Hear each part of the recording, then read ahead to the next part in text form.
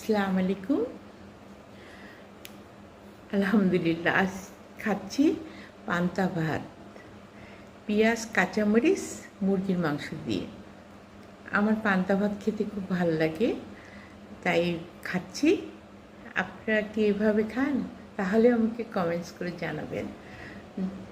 আর আমার ভিডিওগুলো যদি ভালো লাগে তাহলে আপুর ভিডিওগুলো একটু শেয়ার করে দিবেন। ধন্যবাদ। আল্লাহ হাফেজ।